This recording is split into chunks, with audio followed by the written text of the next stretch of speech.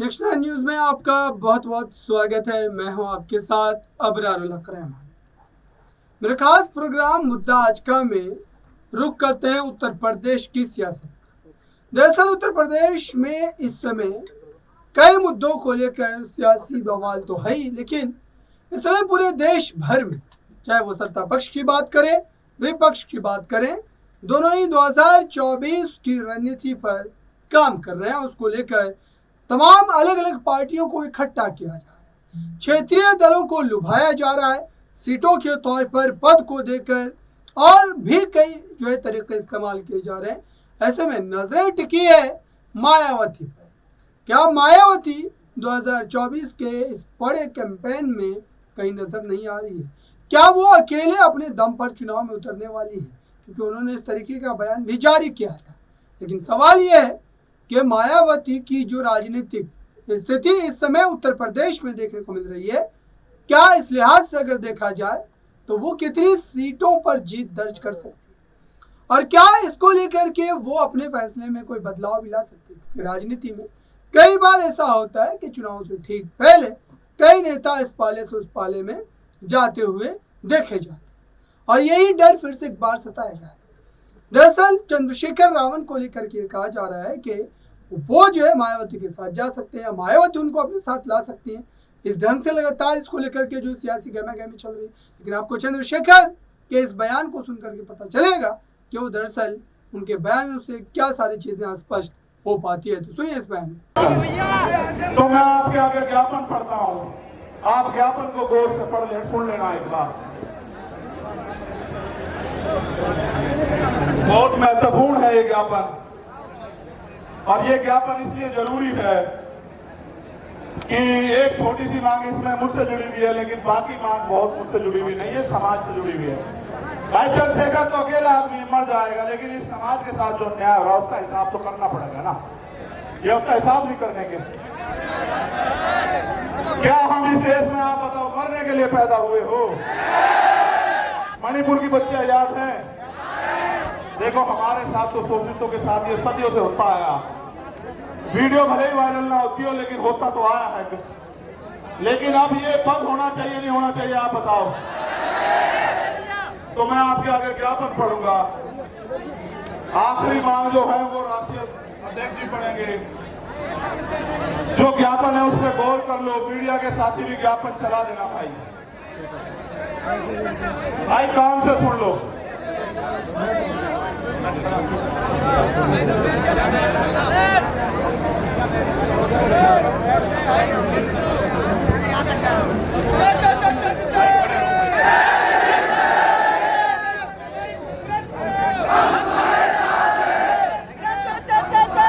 बस हो जाओ, ये कोर्स सुनो। जय भीम के नाम में तो बहुत दिन से लगा रहे, ये सुनो, इसी में है सब कुछ। निवेदन करना राष्ट्रपति जी के नाम ज्ञापन है, क्योंकि प्रधानमंत्री जी तो उम्मीद खत्म हो गई है। प्रधानमंत्री जी तो उनका भी लड़ पा रहे लड़ाई जिनको सरकार बनाए। भाई बैठ जाओ। अरे मैं तुम्हें नेता बनाना चाहता हूँ, तुम पत्रकार बनना चाह रहे हो, फोटोग्राफर बनना चाह रहे हो, बैठ यार, क्या कर रहे हो तुम्हारा? बैठ जाओ यार, ये कोई बात ठीक नहीं। इतनी बार मैंने कभी नहीं कहा आज तक तुम्हें। आज तक का रिकॉर्ड है, मैंने इतनी बार कभी निवेदन नहीं किया। आप जानते हो नहीं जानते हो? सुनो मेरी बात पर गौर करो, मत बोलो बस कोई भी।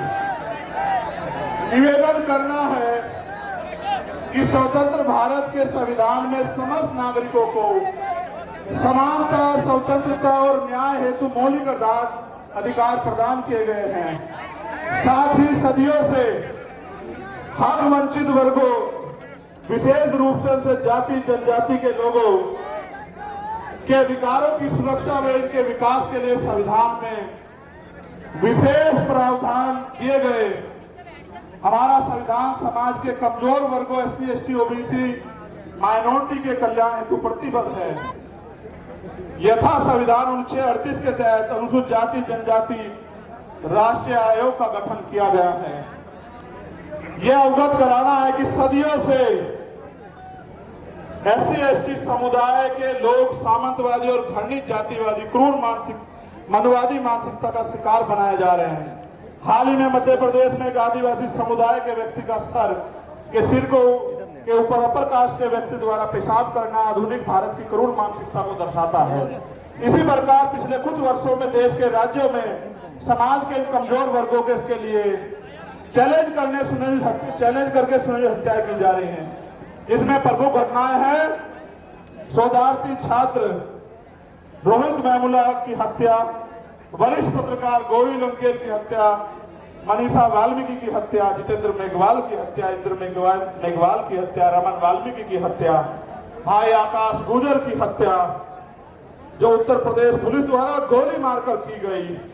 इन घटनाओं से ऐसा प्रतीत होता है कि देश भारत के संविधान से नहीं बल्कि देश का शासन प्रशासन मनोविधान से संचालित हो रहा है।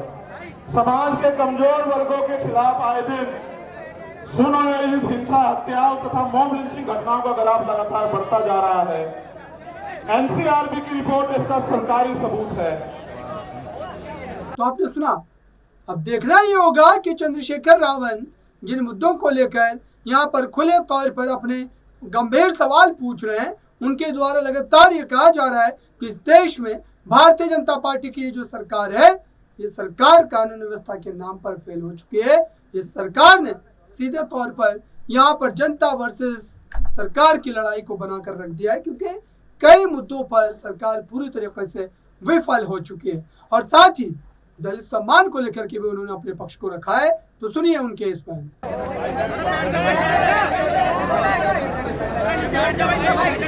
अब मैं आपको एक एक करके मांग पढ़ता हूं, पढ़ू भाई।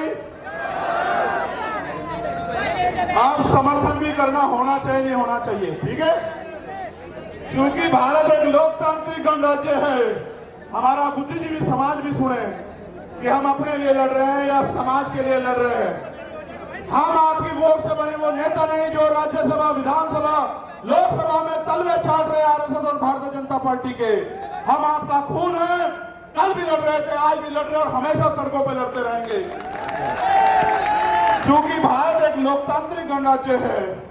देश में 85% लोग SC, ST, OBC व अल्पसंख्यक समुदाय के हैं, जबकि हायर जुडिशरी अर्थात सुप्रीम कोर्ट व हाई कोर्ट में इन वर्गों का समुचित प्रतिनिधित्व नहीं है। इसके लिए इन वर्गों के जजों की समानुपातिक आरक्षण के तहत नियुक्ति सुनिश्चित की जाए। और इसका एक उदाहरण बता देता हूं। UPHS में पिछले 10 साल में दलित समाज का एक भी बच्चा भर्ती नहीं हुआ। आप चेक करा लेना। उन्होंने एक षड्यंत्र कर रखा है, हम उनको हरा देते हैं कंपटीशन में, इंटरव्यू में वो हमें हरा देते हैं। उन्होंने कहा इंटरव्यू में 80 नंबर नहीं आएंगे तो भाई कामयाब नहीं माना जाएगा, 70 से 79 देकर हमारे लोगों को निकाल देते। आप देखो, लोकतांत्रिक भारत में एक जज नहीं बना पिछले 10 साल में। आप इस बात को समझो, कितनी बड़ी साइज है। पिछड़े वर्ग के भी 2-4 बड़े होंगे। ये बात आपको इसलिए बता रहा हूं कि आपके नेता जिनको आपने वोट से बनाया उनको दिखाई नहीं देता भाई। जब आपका जज नहीं होगा तो फिर 10 लाख का जुर्माना तो लगेगा भाई, या नहीं?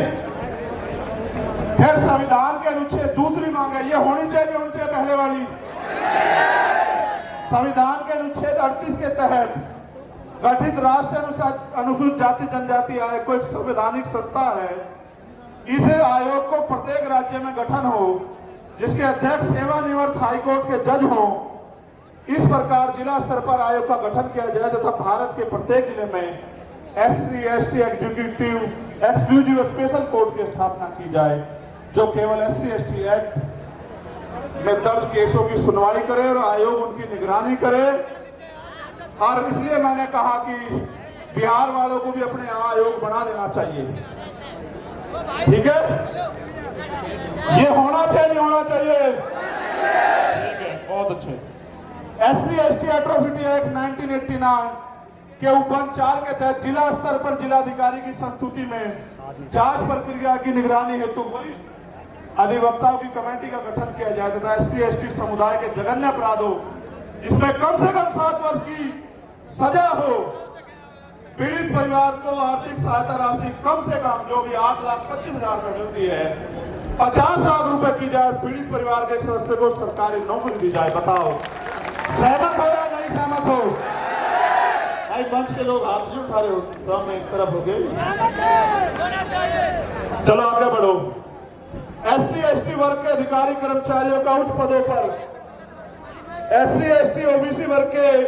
तो आपने सुना, दलितों के सम्मान की बात अगर चंद्रशेखर रावण कर रहे हैं, ये कोई जो है नई बात नहीं है। लेकिन सवाल ये है कि दलित वोट बैंक को अपने साथ बनाए रखने के लिए मायावती क्या चंद्रशेखर का हाथ थामेंगे, या चंद्रशेखर को ही हाथ थामना पड़ेगा मायावती का? क्योंकि इस समय वोट बैंक को अगर एक साथ रखना है तो जाहिर सी बात है कि उनको तमाम गिले शिकवे बुलाकर एक मंच पर आकर 2024 की लड़ाई में एक साथ खड़े होकर लड़ाई लड़नी पड़ेगी।